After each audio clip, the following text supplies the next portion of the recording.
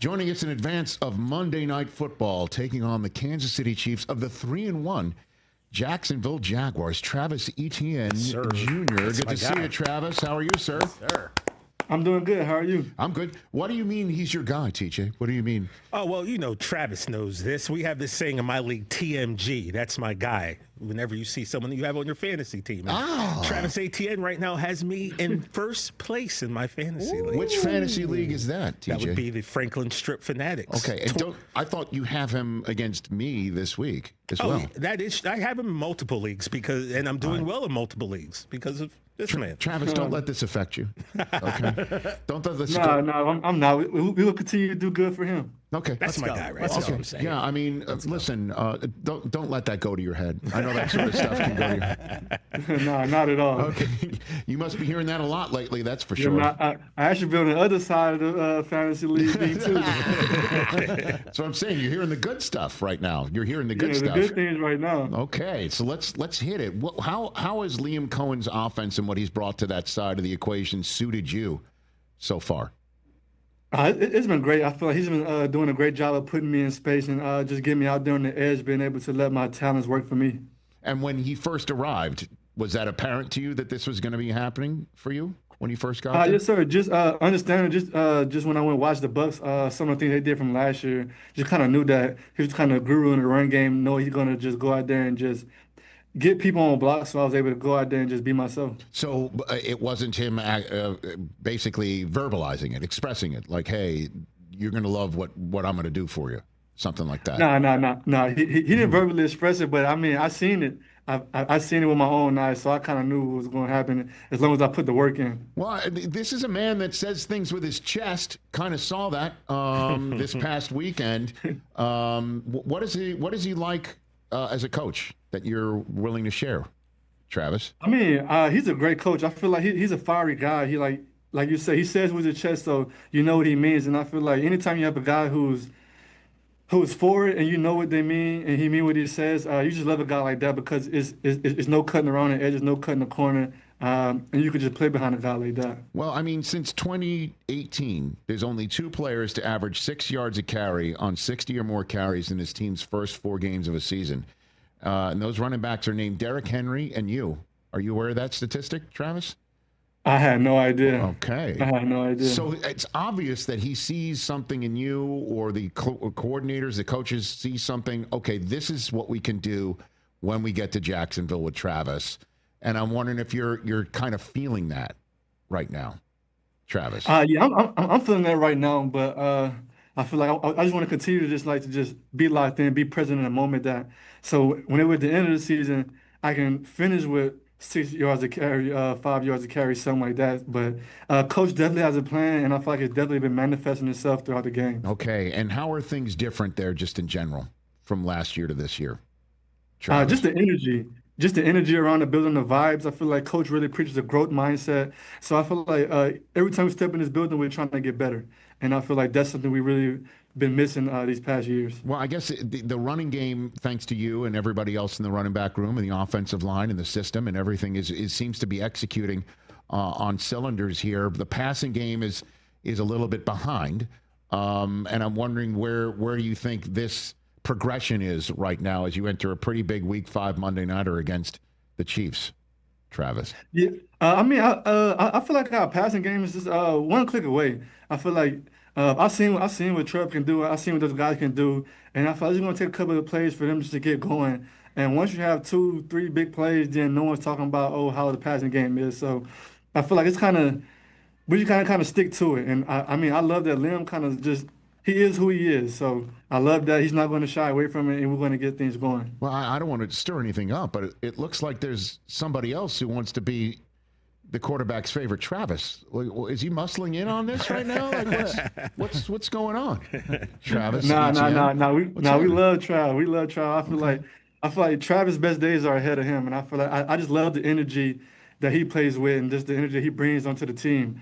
And I feel like I don't mind sharing the name with him. Okay, or the attention of a guy you've known for, like, when did you first meet Trevor Lawrence? You must have known him. I met him like my freshman year of college. I'm sure. I've been knowing Trav for a very long time. So I mean, Hunter could have his time. I feel like Okay. me and Trav been knowing each other for so long. So Okay. we good. I just don't want any other Travis muscling in on his Travis territory. Again, I don't mean to stir anything up, but you mentioned Hunter's enthusiasm. You got a good example for me?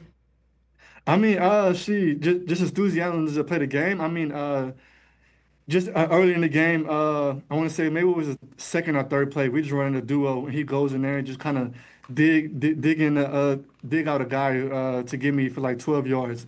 And I feel like just him being very unselfish, just whenever he's not getting the ball, and then him being able to play defense. Feel like that just shows his enthusiasm.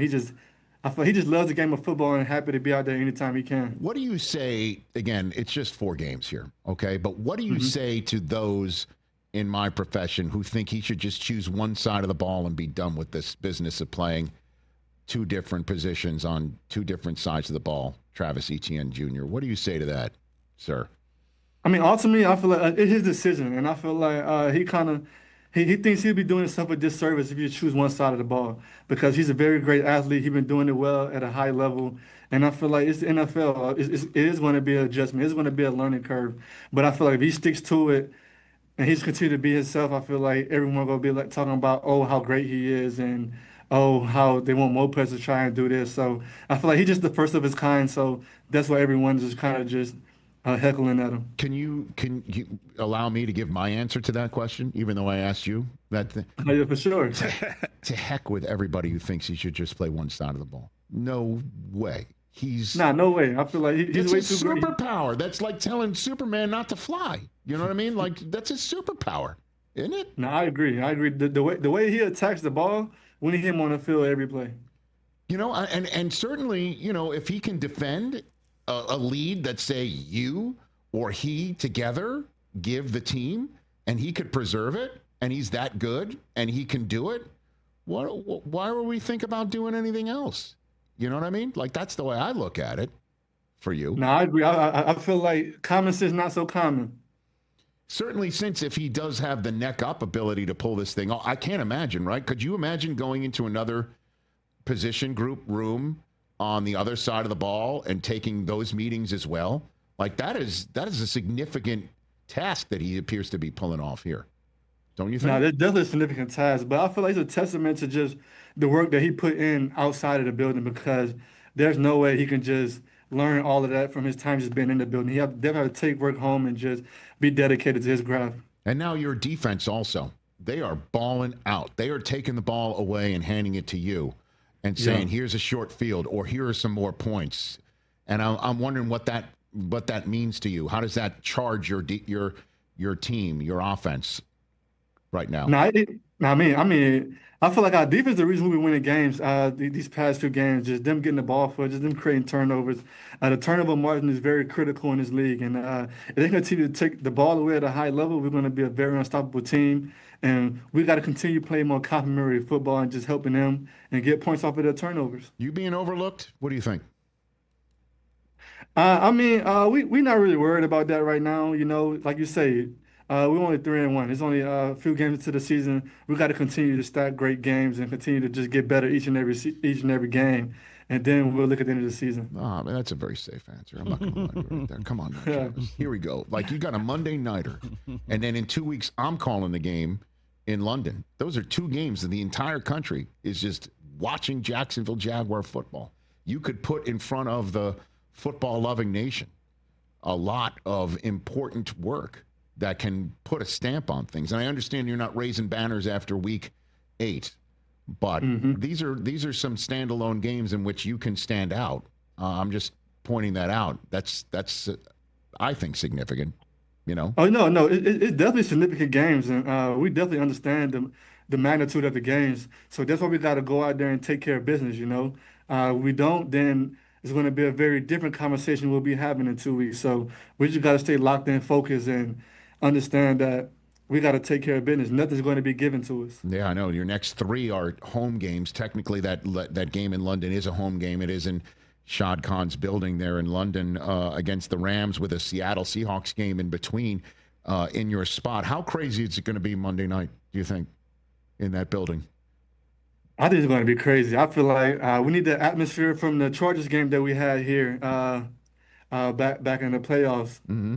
If we get that kind of atmosphere, it's going to be hard for the Chiefs to come in here, and we just got to lock down the bank. We need all our fans to come out, just show that Jacksonville is changing. I feel like it's on us fans as well to come out here and support us, and we will go out there and take care of them. And playing in London, that's like a regular thing now for you guys, Yeah, right? now playing in London, I feel like I look forward to that every year. Just having a chance to go out there overseas and play football, I feel like that's a dream come true every time. Every time I'm out there, because I mean, I would never thought as a kid I'd be playing football in London. I know, right? And it is great. The atmospheres are amazing. I'm there. I was there last year. I'm fortunate enough to call a lot of these games on NFL Network, and I tell everybody back here that you got to go if you have the opportunity, the wherewithal, the time, the funds to go overseas and watch one of these games. It really is like, and again, you talked about a playoff atmosphere. It really is that every time. Every time. Every time. I mean, it gets so loud in there. I'm like, I mean, we played the Bills there, and it was so loud. I really couldn't even hear what Trevor was saying. Thank God we were using signals. It is kind of crazy. It really is wild. It's almost as wild as Liam Coen and Robert Saleh talking to each other. Wouldn't you say? Yeah, not almost, not as wild as that. All right. Now, in all seriousness, what are you guys in the locker room saying when you watch that back? Seriously, when you watch that back? No, we didn't really say nothing about. I mean, you kind of love that fireness from your coach. He not letting anything slide. Coach want all the smoke, and we right behind him. Okay. Travis Etienne, great job so far in the first 4 weeks. We'll see you on Monday night on ESPN and ABC and all that good stuff. And then I'll see you in London. I look forward to seeing you in person, sir. Look forward to seeing you. You got it. That's Travis Etienne of the Stay healthy, Jacksonville bro. Jaguars right here on the Rich Eisen Show. Hey, you made it all the way to the end. Thanks for that. Check us out every single day streaming live on Disney Plus and the ESPN app 12 to 3 Eastern.